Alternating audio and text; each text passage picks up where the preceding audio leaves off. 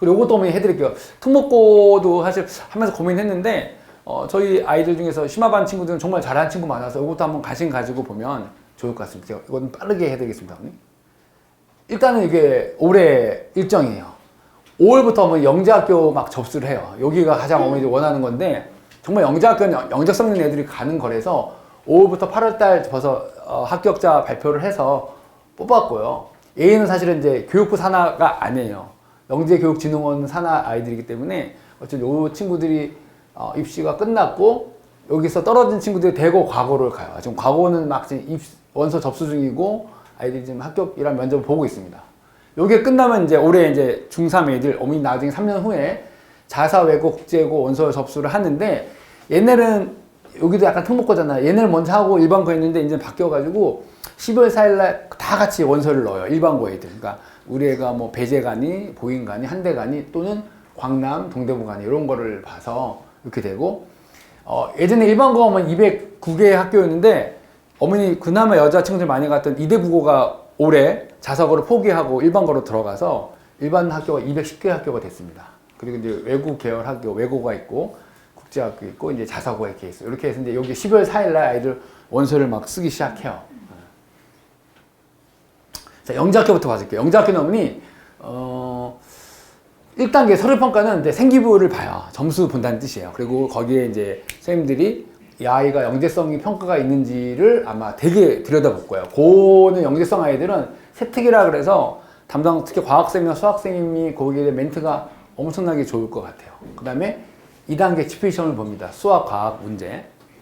요거 넣으면 기출문제 나중에 보여드릴게요. 요거 보면 되고 여기를 합격하게 되면 3단계는 이제 학교를 불러서 캠프를 하면서 아이의 뭐 인성이 어떤지, 과연 협업 능력이 되는 애인지, 그렇게 못 섞이는 아이인지 이런 걸 봐가지고 학생을 뽑는다고 하더라고요. 근데 알다시피 어머니 수학, 과학만 특출하게 잘하지 않아요. 그 친구들은 모든 과목을 완벽하게 잘합니다. 영어도 엄청나게 잘하고 해서 어머니들이 혹시라도 뭐 우리 아이가 영재성이 보이면 딴 과목도 잘 준비시켜야 되는 것 같습니다. 제가 보기에는 영재 아이들은 정말 영재성이 있냐 없냐를 보고 옛날에는 사실은 한 5년 전만 하더라도 대치동 학원가에서 막 공부하면 영재학교 붙는 경우도 많은데 이제 22년부터는 융합 뭐 창의성 문제로 바뀌어가지고 쉽지 않게 뭐 학원 다니는 게 도움이 안 된다 그러더라고요.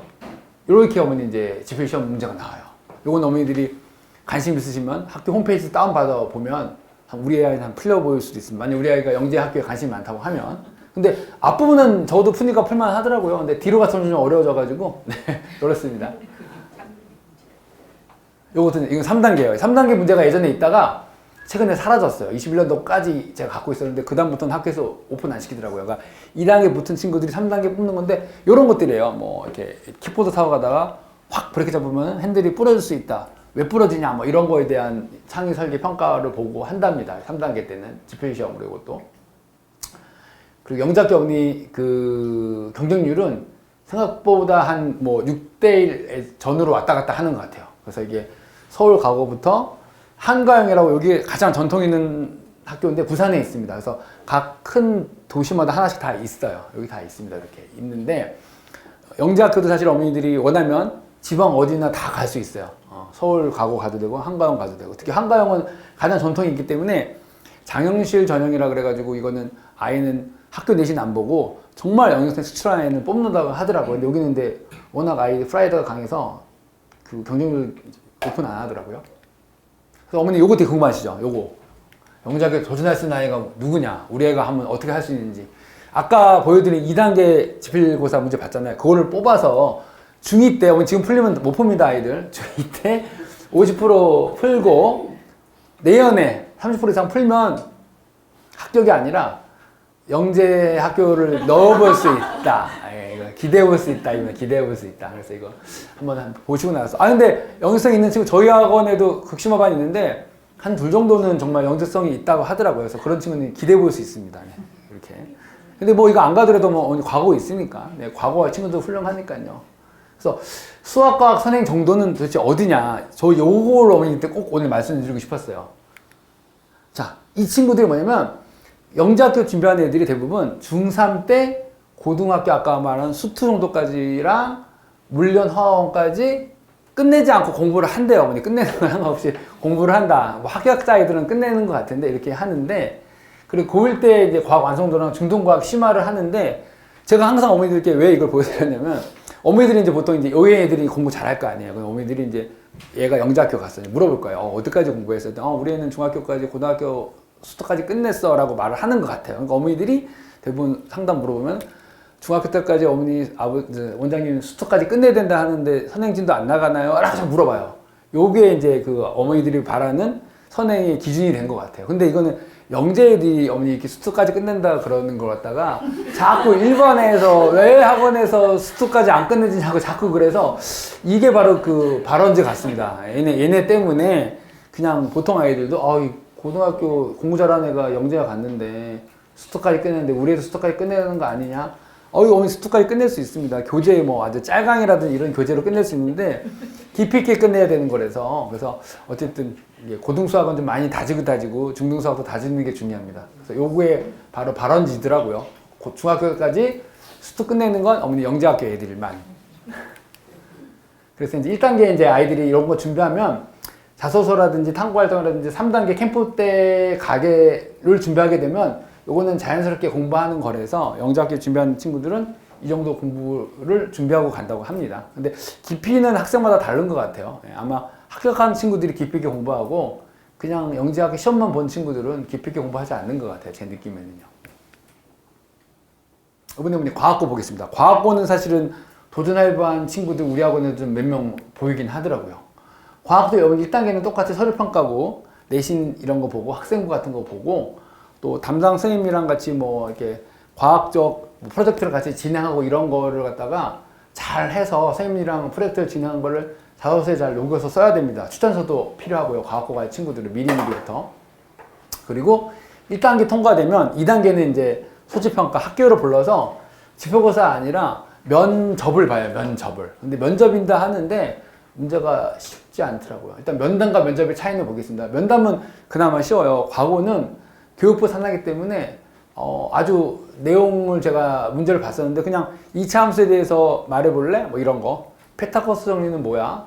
아니면 이런 것들 기본적인 내용을 묻는다고 하더라고요. 면담. 그래서 1단계는 많이 통과는 되는데 2단계 면접이 심층 면접이 들어가요. 심화 문제. 선행은 아니고 심화 문제 설명하는 건데 제가 면접 문제도 보여드릴게요. 이런 거는 좀 우리 애들도 풀 수 있는 애들이 있을 것 같아요. 이런 것들은 이렇게 문제 어렵진 않거든요. 이런 것들.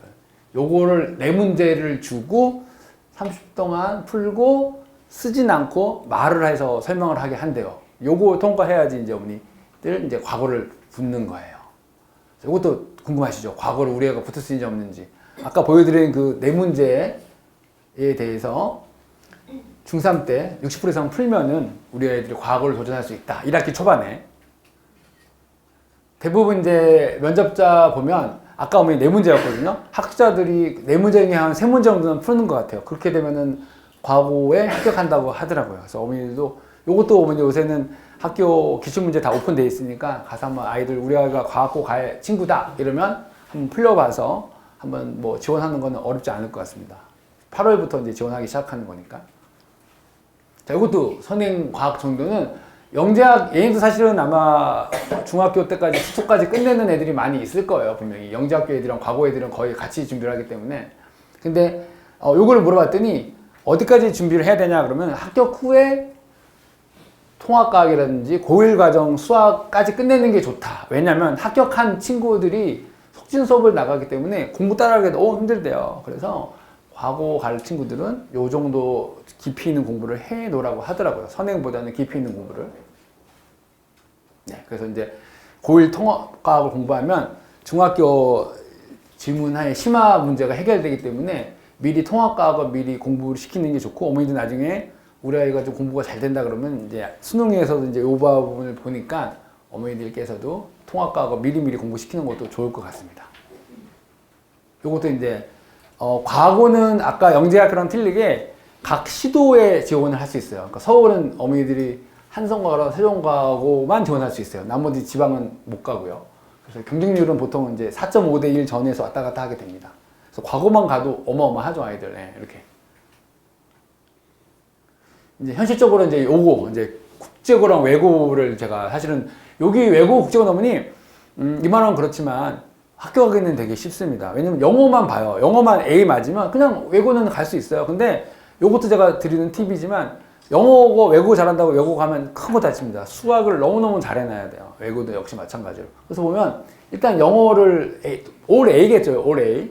나중에 보면 성적표 제가 보여드리겠지만 한 반에 중학교 올라가면 절반 이상의 A를 받아요. 그래서 이제 A는 40점. 뭐 B, C 애들은 외국 가면 안 되죠. 예. 그리고 대신 동점자가 무지정 많이 나온대요. 그래서 국어 사회를 번갈아 가서 학교에서 본대요. 3학년 2학기 때 국어 보고 3학년 2학기 사회 보고 또 동점되면 국어 사회, 국어 사회. 그래서 계속 이렇게 번갈아 가서 본다 그러더라고요. 그래서 사실은 제가 보기에는 내신이 아마 대부분 외국어 할 정도면 뭐 수학도 잘 될 뿐더러 다 올 A일 것 같아요. 국어, 사회 이런 것도. 그러면 뭐가 변별로 하냐? 면접이 아마 변별이 될 것 같아요. 네. 똑같습니다.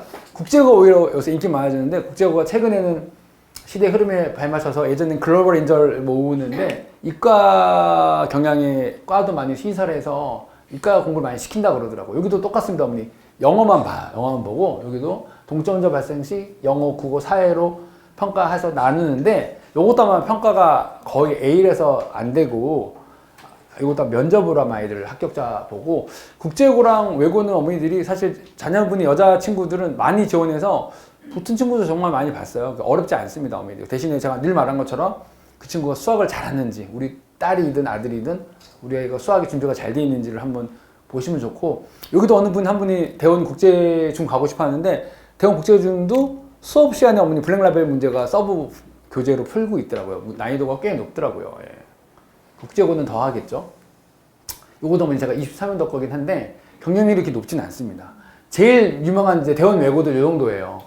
심지어는 뭐 서울 외고는 그냥 합격입니다. 합격. 들으면 합격이고 서울 국제고는 이제 2대 정도 냈는데 조금씩 여기 높아지고 있을 거예요.